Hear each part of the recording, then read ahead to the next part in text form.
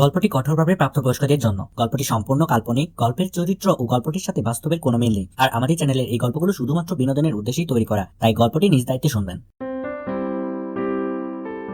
High বন্ধুরা, আজকের গল্প প্রেমিক পুরুষ গল্পের ২৭তম পর্বে তোমাদেরকে স্বাগতম জানাই।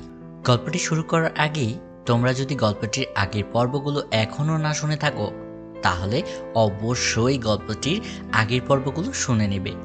তাহলে আর দেরি কিসের, এখনই হেডফোন পরে বসে পড়ো। শুরু করছি প্রেমিক পুরুষ পর্ব ২৭। কপালে একের পর এক চুমু দিচ্ছে আর কি যেন বিড়বিড় করছে। সাকিব এবার আরও বেশি অবাক হয়। বেচারা হয়তো কিছুক্ষণ পর অজ্ঞান হয়ে যাবে। কি করছেনটা কি? এসব কি হচ্ছে আহাদ? তোমার চোখে, ঠোঁটে, গলায়, মুখে, কপালে রেখে দিচ্ছি আমার ঠোঁটের স্পর্শ, যাতে করে তুমি কাউকে বলতে না পারো তোমার চুমু খাওয়ার মানুষ নেই। সাকিব দু হাত মাথায় রেখে চোখ বড় বড় করে তাকিয়ে আছে, আর আমি আহাদের দিকে। আহাদ পাগলের বেশে আছে, শার্টের বোতাম খোলা, চুলগুলো অগোছালো, মুখে ভয়, আতঙ্ক। এসব কি আমার জন্য? আমার ১৩ ঘন্টার নিখোঁজ ওনাকে এতটা অগোছালো করে দিয়েছে, এতটা পাগল করে দিয়েছে? তার জীবনে কি আমার এতটা ইম্পর্টেন্স?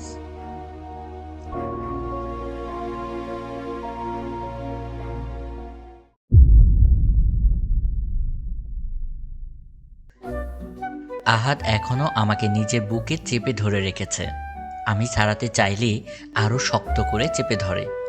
আমি হালকা মাথা তুলে সাকিবের দিকে তাকিয়ে দেখি সাকিব আমাদের দিকে ড্যাপ ড্যাপ করে তাকিয়ে আছে। বেচারা সাকিব এখনো শকের মাঝেই আছে। আমি ফিসফিসিয়ে বলি, আহাদ কি করছেন? সাকিব দেখছে। আহাদ আমার কোনো কথাই নিজে কানে তুলল না। সে আগের মতো আমাকে শক্ত করে জড়িয়ে ধরে আছে। আমার থেকে আহাদের হাত সরাতে সরাতে বলি, দেখুন, এসব কিন্তু ঠিক হচ্ছে না। এটাই ঠিক হচ্ছে। তোমার শরীরে হাত দিলে মা জেনে যাবে, তোমাকে বকলে আমার শালাবাবু দেখবে, কিন্তু চুমু খেলে কেউ দেখবে না, জানবেও না। আর যদি কেউ দেখে সে আর থাকবেও না। লাস্ট কথাটা সাকিবের দিকে তাকিয়ে বলল। আমি তখনও হাত ছাড়াতে ব্যস্ত, কিন্তু কোনো লাভ হলো না এতে। বেশ কিছুক্ষণ পর আমাকে ছেড়ে দেয়। আমার দিকে রাগের চোখে তাকিয়ে ঝাঁঝালো গলায় জিজ্ঞেস করেন, কাউকে কিছু না বলে বাড়ি থেকে কেন চলে এসেছ? আর ফোনটা বন্ধ কেন? আমি চুপ করে আর চোখে আহাদের দিকে তাকিয়ে আছি। আহাদের চোখগুলো টলটল করছে। আমার কোনো উত্তর না পেয়ে হাতের ফোনটা মাটিতে সজোরে আছাড় মারে। আমি ছিটকে উঠি। উনি আবার রেগে চিৎকার করে বললেন, কি, আমাকে তোমার মানুষ মনে হয় না? কোনো কিছু জিজ্ঞেস করলে উত্তর দাও না কেন? সকাল থেকে রাত পর্যন্ত সারাটা দিন আমার কিভাবে কেটেছে তোমার আইডিয়া আছে? কতটা টেনশনে ছিলাম, কতটা ভয়ে ছিলাম তুমি জানো? শহরের প্রতিটা জায়গায় তন্ন তন্ন করে খুঁজেছি। কি চাও, আমি মরে যাই? আমাকে মেরে তোমার শান্তি হবে?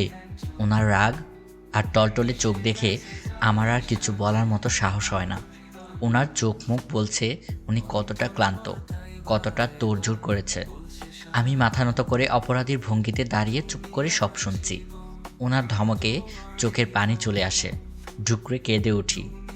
আমার কান্না দেখে হুট করেই উনি আবার নিজের বুকের সাথে মিশিয়ে নেয়। আমি কোনোভাবেই নিজের কান্না থামাতে পারছি না। আহাত নিজের বুকের সাথে জড়িয়ে ধরে মাথায় হাত বুলিয়ে দিচ্ছে, মাথায় চুমু দিয়ে বারবার সরি বলছে, কান্না থামানোর চেষ্টা করছে। কিছুটা কান্না থামতেই আমি ওনার কাছ থেকে নিজেকে ছাড়িয়ে সাকিবের রুমে গিয়ে দরজা আটকে বসে থাকি। উনি বাইরে থেকে দরজা ধাক্কা দিচ্ছে আর ডাকছে, রোদ, রোদ, রোদ। ওনার সাথে সাকিবও যোগ হয়েছে। এই রোদ, রোদ, কি হলো?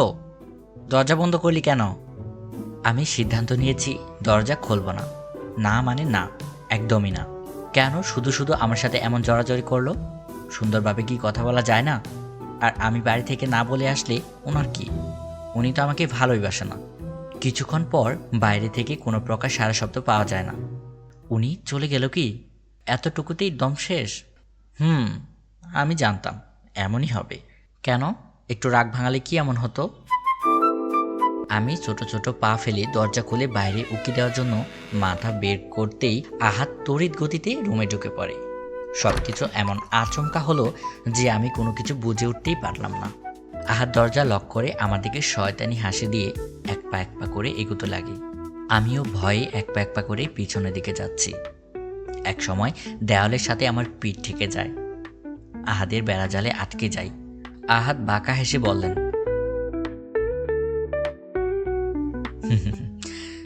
এবার কই পালাবে তুমি? আমি নিজের ভয়কে সংযত রেখে অনেক সাহস জুটিয়ে উত্তর দেই, কই পালাবো মানে? কই আমি পালাচ্ছি না তো। আমি তো জাস্ট একা থাকতে চেয়েছি। আর আর আপনি আপনি এখানে কি করেন? কেন এসেছেন? উনি আমার চোখে চোখ রেখে বললেন, কেন তুমি জানো না? আমি আমার বউকে বাড়িতে ফিরিয়ে নিতে এসেছি। কে আপনার বউ? আমি আপনার কোনো বউটো না। আমার সাথে আপনার চুক্তির। আর বলতে পারলাম না, তার আগেই আহাদ আমার ঠোঁটে আঙুল রেখে চুপ করিয়ে দেয়। আমি ডাগর ডাগর চোখ করে ওনার দিকে তাকাই। উনি আমার ঠোঁটে ওনার বৃদ্ধ আঙুল দিয়ে স্লাইড করতে করতে বললেন, যা বলতে চেয়েছিলে তা নিজের ভেতরেই রাখো, মুখে প্রকাশ করার ভুল করো না, এর ফল খুব খারাপ হবে কিন্তু। অনেক রাত হয়েছে, বাড়িতে চলো। আমি মুখ ফিরিয়ে উত্তর দিলাম, আমি যাব না, কিছুদিন সাকিবের সাথে থাকবো। উনি অতি শান্ত গলায় বললেন, রোদ, জেদ করো না, বাড়িতে চলো। আমাকে রাগালে ফল খুব খারাপ হবে। দিনের শুরু থেকে গভীর রাতের শেষ পর্যন্ত আমি মিশে থাকতে চাই তোমার সাথে। আমি ওনার কথায় ওনার দিকে সূক্ষ্ম দৃষ্টিতে তাকিয়ে ঝাঁঝালো কণ্ঠে বললাম, মানে মানে কি বলতে চাইছেন আপনি? আমি আর কিছু বলার সুযোগ পেলাম না। তার আগেই উনি আমার উষ্ঠজোড়া নিজের দখলে নিয়ে নিয়েছেন। আমি শুধু বড় বড় চোখ করে তাকিয়ে আছি। কি হচ্ছে সবটা আমার মাথার উপর দিয়ে যাচ্ছে।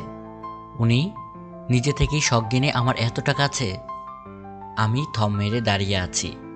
উনি আমার উষ্ঠ ছেড়ে বড় বড় শ্বাস নিচ্ছে। আহাদের মাতাল চোখ জোড়া আমার দিকে। আমি মাথা নিচু করে আছি। উনি বড় বড় শ্বাস নিতে নিতে বললেন, আমি ওয়ার্নিং দিয়েছিলাম কিন্তু তুমি শোনোনি, বলেই আমাকে নিজের কোলে তুলে নেয়। আমি আর টু শব্দও করি না। কিছুক্ষণ আগে যা হয়েছে সেই অনুভূতির থেকে এখনও বের হতে পারিনি। এখনও শকে আছি। আহাদ আমাকে নিয়ে ড্রয়িং রুমে আসে। সাকিবের দিকে তাকিয়ে বললেন, শালাবাবু, অনেক ধন্যবাদ আমার বউর খেয়াল রাখার জন্য। আর একা ভয়ের কোনো কারণ নেই। কোনো প্রবলেম হলে হেল্পের জন্য কাউকে ডাক, নিচে আমার বন্ধুরা আছে। সাকিব ফ্যাল ফ্যাল চোখ করে তাকিয়ে আছে। আহাদ আমাকে কোলে নিয়েই নিচে চলে আসে।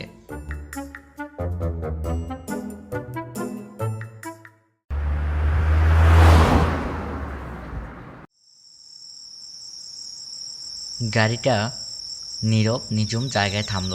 চারদিকে অন্ধকার কুয়াশায় ঘেরা। আকাশে বড় চাঁদ। চাঁদের এক ফালি আলো অন্ধকার কুয়াশার মাঝেও আলো ছড়াচ্ছে। আমি আহাদের দিকে তাকিয়ে আছি। আহাদ চোখ বন্ধ করে সিটে হেলান দিয়ে চোখ বুজে আছে। আমি চুপ করে বসে আছি। ওনার কোনো সাড়া শব্দ নেই। ঘুমিয়ে গেল কি? আমি ছোট ছোট চোখ করে ওনাকে পরখ করছি। কুয়াশার শিশিরগুলো জানালার কাচ বেয়ে পড়ছে। আমি ওনার চেহারা ভালো করে দেখার জন্য একটু নিচু হতেই খপ করে আমার হাত টেনে নিজের কাছে নিয়ে আসে। সব কিছু এত দ্রুত হওয়ায় আমি অনবরত নিজের চোখের পাতা বন্ধ করছি আর খুলছি। বুকে ধকধক শব্দ হচ্ছে। মনে হচ্ছে এই তো হার্ট বের হয়ে আসবে। আহাদ এবার আমার দিকে ফিরে বসে। ওনার লাগামহীন চাহনি আমার উপর থেকে নিচ পর্যন্ত পর্যবেক্ষণ করছে। এটা কোনো স্বাভাবিক চাহনি না, মাতাল ঘোর লাগানো চাহনি। এই দৃষ্টিতে প্রখর নেশা আছে। এই দুদিন ওনার কি হয়েছে? কখনো তো এমন করেনি। ওনার এই লাগামহীন মাতাল চাহনি যে আমার উপর মারাত্মক প্রভাব ফেলে, তা কি এই লোকটা বোঝে? উনি আমার দিকে এইভাবে তাকিয়ে থাকায় আমার প্রতি শিরা উপশিরা পর্যন্ত শীতল বাতাস বইছে। শরীরের কাঁপুনি উঠে গেছে। তা কি উনি বুঝছে? আগে ওনার চাহনিতে এক অদৃশ্য আবরণ ছিল, কিন্তু এখন ভয়ঙ্কর হয়ে গেছে।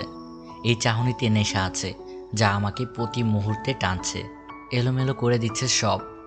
আপাতত ওনার চোখ আমার হাঁটুর দিকে। আমি আমার হাঁটু সম ট্রাউজার টানাটানি করে হাঁটু ঢাকার প্রাণপণ চেষ্টা করছি, কিন্তু আমি টানলেই তো আর তা বাড়বে না। আমি কখনো এসব শর্ট ট্রাউজার পরি না। এই ট্রাউজার আর গেঞ্জি সাকিবের সাথে কেনা হয়েছিল, এক প্রকার ওর জোড়াজোড়িতেই কিনতে বাধ্য হয়েছি। কেনার পর কখনো পরা হয়নি। সাকিব খুব করে বলতো একদিন দুজনে একসাথে এই কাপড় আর ট্রাউজার পরে ছবি তুলব। আজ সুযোগ ছিল, কারণ ওর বাড়িতে কেউ নেই, কেউ দেখবে না, তাই ওর মন রাখার জন্য আজ সাথে করে নিয়ে এসেছিলাম। কিন্তু এমন পরিস্থিতিতে পড়তে হবে আমার জানা ছিল না। আমার ভয়ে গলা শুকিয়ে আসছে। আমি শুকনো ঢুক গিলে বলি, আপনি এভাবে তাকিয়ে আছেন কেন?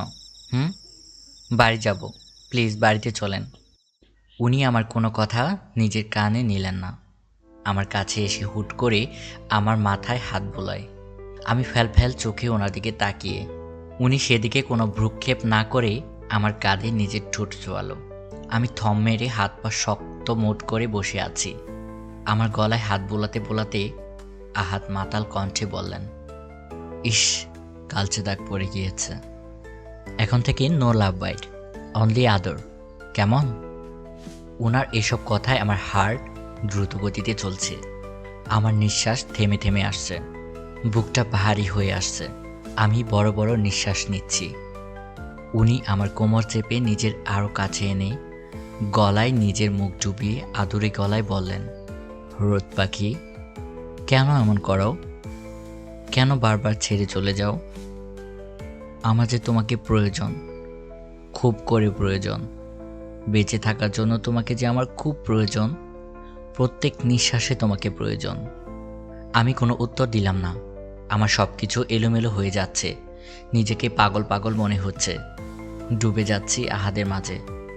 চোখ বন্ধ করে ওনার প্রত্যেকটা কথা অনুভব করছি। কোনো মাদকতা আমাকে ঘিরে ধরেছে। আমি নিজের মধ্যে নেই। ওনাকে নিজের থেকে দূরে সরিয়ে দেওয়ার মতো শক্তি নেই। পুরো শরীর অবশ হয়ে আসছে, আর আহাদ আমার আরও কাছে আসছে। আমি ভয়ে ভয়ে জিজ্ঞেস করছি, প্লিজ, আপনি আর এত কাছে আসবেন না। উনি আমার কথা শুনে নেশালো চোখে তাকিয়ে দুষ্ট হেসে বলল, কাছে না আসলে তোমার চুমুখোর সেই প্রেমিক পুরুষের ঠোঁটের স্পর্শ কি করে পাবে? তাই কাছাকাছি আসতে হবে। ওনার কথা বলা শেষ হতে না হতেই ওনার দু ঠোঁটের মধ্যভাগে আমার দু ঠোঁট দখল করে নেই। আমি বড় বড় চোখ করে ওনার দিকে তাকিয়ে, আর উনি চোখ বন্ধ করে রেখেছে। আমি নড়তে গেলেই উনি বলে ওঠে, জান, এভাবে কেউ নড়ে না। নড়লে তো ঠোঁটে কামড় পড়বে, আর কামড় পড়লে দাগ হবে, আর দাগ হলে তোমার লজ্জা হবে। অবশ্য আমার কিছুই হবে না, তাই চুপ করে বসে থাকো, আমাকে আমার কাজ করতে দাও। আমি আহাদের কথায় চুপ করে বসে পড়ি। আহাদ আমাকে তার আওতায় নিয়ে নেয়। আমার নিঃশ্বাস পুরোপুরি বন্ধ হয়ে যায়। আমি তোমার জীবন, চাইলেও তোমাকে পারবো না সরাতে। তুমি হীন, আমি অপূর্ণ, ভালোবাসা হয়ে যদি জীবনে না জড়াতে, হৃদয় হতো প্রেম শূন্য। চাইলেও তোমাকে পারবো না সরাতে। তুমি হীন, আমি অপূর্ণ, ভালোবাসা হয়ে যদি জীবনে না জড়াতে, হৃদয় হতো প্রেম শূন্য। বন্ধুরা, শুনছিলে প্রেমিক পুরুষ গল্পের ২৭তম পর্ব। আজকের এই পর্বটি তোমাদের কাছে কেমন লেগেছে সেটা কমেন্ট করে জানাতে একদমই ভুলবে না। তোমরা যদি চাও আমি এই গল্পটির পরবর্তী পর্বগুলো খুবই তাড়াতাড়ি নিয়ে আসি, তবে এর জন্য তোমাদের একটাই কাজ করতে হবে, গল্পতে বেশি বেশি করে লাইক করতে হবে। তবেই শীঘ্রই ফিরছি তোমাদের জন্য পরবর্তী পর্ব নিয়ে। সেই পর্যন্ত সবাই খুব ভালো থেকো, আর মনে আছে তো, বাংলা স্টোরির সাথেই থেকো। বাই। তুমি আমার জীবন, আমি তোমার জীবন।